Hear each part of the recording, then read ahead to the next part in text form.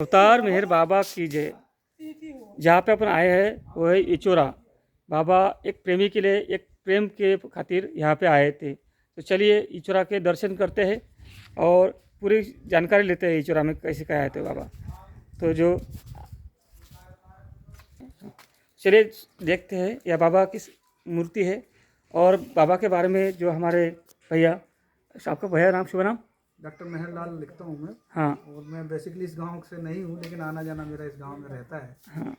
ये जो जगह देख रहे हैं ये बाबा का दर्शन स्थल है। 3 फरवरी 1954 को बाबा इस गांव पधारे। और जो ये पीछे बगल में आप ये समाधि देख रहे हैं, हाँ। ये मुंशी प्रभुदयाल जी की समाधि है, जो यहाँ एक शिक्षक की भूमिका में थे और वो यहाँ बच्चों को, सरकारी टीचर थे वो, और यहाँ पढ़ाने आए थे। बाबा के से उनका अभिन्न नाता था और बाबा के प्रेम में वो बहुत रचे बसे थे। उन्होंने बाबा को यहाँ आमंत्रण दिया था कि आप इस गांव में आके पधारें और इस गांव में बाबा का दर्शन दें। और उनका जीवन इतना सादगी भरा था, इतना था कि उन्होंने यहाँ के बच्चों को सामाजिक क्षेत्र की शिक्षा और शिक्षा दीक्षा जो आधुनिक जीवन की है वो तो दी ही दी, अब किंतु आध्यात्मिक शिक्षा से परिपूर्ण किया। इस गांव में वो वैद्य भी रहे। इन कमरों में जो अब आप देख रहे हैं ये नए बन गए हैं, पहले ये कच्चे कमरे थे, इसमें छप्पर था। इन कमरों में वो रहते थे और यहाँ पर वो बच्चों को शिक्षा दीक्षा और सब कार्य करते थे। मुंशी जी की जो दिनचर्या थी वो यहाँ एक उनकी चारपाई ऐसी थी। पीछे का जो ये कमरा है इसमें उनका स्टोर रूम होता था, उनका सामान रहता था। ये उनकी एक सुंदर फोटो है जो इसमें, और उनके बारे में अक्सर इस गांव में लोग चर्चा करते हैं। यहाँ तक कि मुंशी जी को वो इतना मानते थे कि बाबा को आगे रखकर मुंशी जी उनसे कहते थे कि आप बाबा को मानो। और पूरी गांव को बाबा से परिचित मुंशी प्रभुदयाल जी ने ही कराया। ये शिव मंदिर है, यहाँ ये बहुत पुराना शिव मंदिर है जो मुंशी जी के पहले भी यहाँ था। और उसी के लगे हुए ये 2 कमरे थे, जिसमें कि यहाँ सरकारी स्कूल की बिल्डिंग तो थी नहीं, तो इसी बिल्डिंग जब बिल्डिंग नहीं थी तो ये गांव वालों के कहने पर वो यहाँ रहने भी लगे और यहाँ शिक्षक दीक्षा कराने लगे लगभग। और ये जो इस शिवालय के उद्गम के बारे में तो लोगों को जानकारी नहीं है, क्योंकि बड़े बुजुर्ग भी इसको यथावत ऐसे ही पाते रहे। ये अंदर भी बहुत खूबसूरत बनी हुई बिल्डिंग है। देखिए इसके ऊपर दिखाइए आप जरा, ये बड़ी सुंदर इसमें पेंटिंग है चारों तरफ, और ये बड़ी मजबूत बिल्डिंग है। इसका देख रखरखाव गाँव के लोग ही करते हैं। यहाँ एक छोटी सी कमेटी है जो इसका रखरखाव, इसकी देख रेख सब करती है। और ये जो ये राम जानकी मंदिर है, ये जो परिसर जो देख रहे हैं आप, ये परिसर उस समय जब मुंशी प्रभुदयाल जी, ये जो परिसर था जब मुंशी जी आए तो ये मतलब काफ़ी टूट फूट गया था।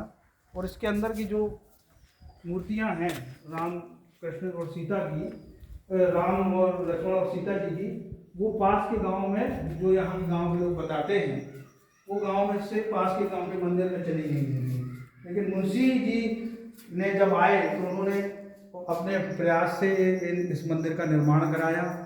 और मंदिर का निर्माण करने के बाद लाइट नहीं है सर, निर्माण कराने के बाद ये काफ़ी सुंदर मूर्तियां हैं जो दिख रही होंगी। और ये फिर निर्माण कराने के बाद इसको बनाया और इन मूर्तियों की स्थापना कराई। इसी जगह पर बाबा टहले हैं, घूमे हैं और बाबा इस जगह आए हैं। बाबा को ये बहुत पसंद जगह थी। बाबा ने यहाँ तक अपने मुख से कहा है कि मुझे यहाँ से जाने का मन नहीं होता है, लेकिन आगे का जो प्रोग्राम लगा है इसलिए मुझे जाना पड़ेगा। मुझे ये बहुत प्रिय जगह है।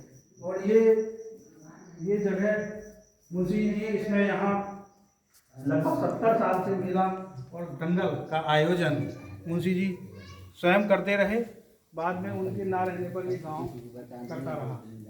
और ये जो स्थान है जहाँ ये मूर्ति लग गई है, यहाँ ये मूर्ति लगी है, पहले ये कच्ची था। जब बाबा आए थे तो बाबा को यहाँ इसी स्थान पर बैठाकर बाबा की आरती प्रार्थना की गई थी। अब बाद में ये पिछले वर्ष की मूर्ति लगाई गई है गांव के सहयोग से और सभी लोग प्रेमियों के सब सहयोग से ये लगा दी गई है। दूसरी बात, ये जगह बड़ी ही बाबा को पसंद थी और आज भी लोग यहाँ बड़े प्रेम से आते हैं और इस जगह का में बाबा की अनुभूति और बाबा के विषय में जो उनका उनका प्यार है इसको पाते हैं। धन्यवाद।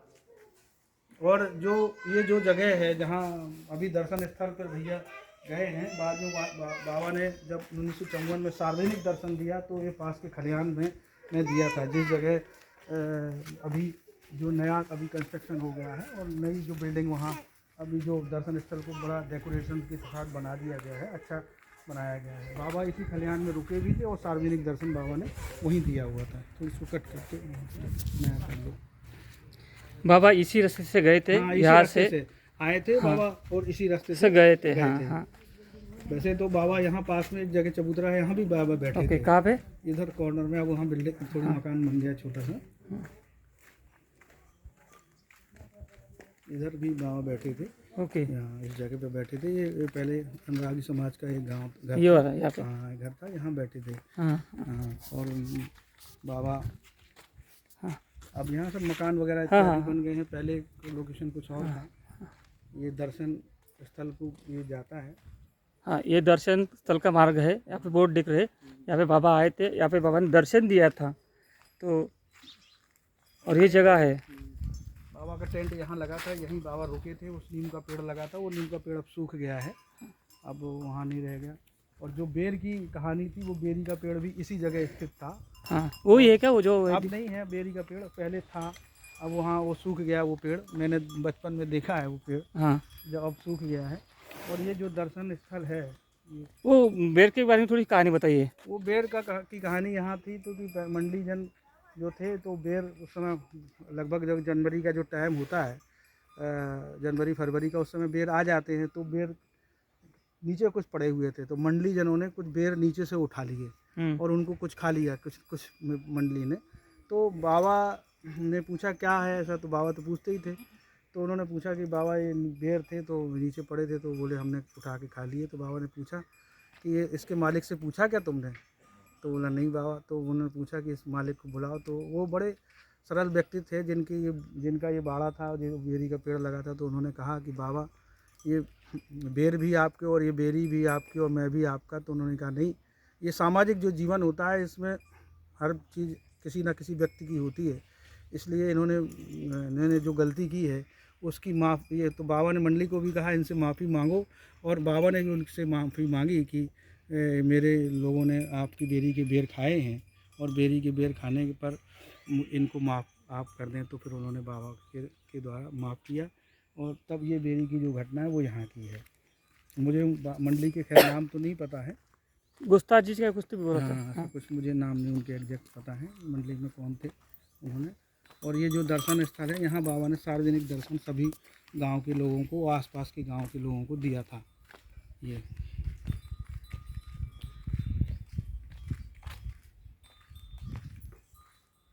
जो अभी आए अपन, यहाँ बाबा आए थे और यहाँ पे बाबा ने दर्शन दिया था।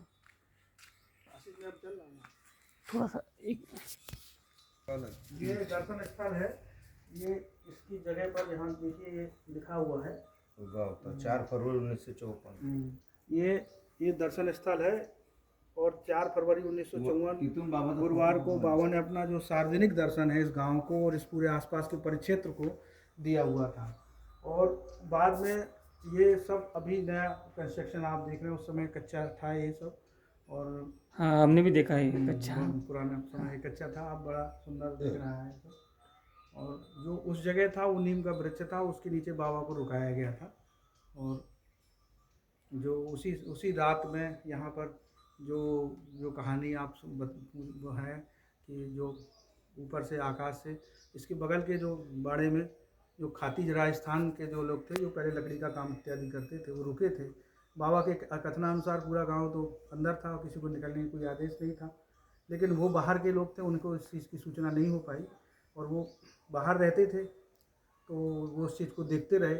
उन्हें भी जानकारी ही नहीं थी कि यहाँ क्या हो रहा है, कि ऊपर से बड़ा प्रकाश हो रहा है, ऊपर से कोई आ रहा है, नीचे जा रहा है।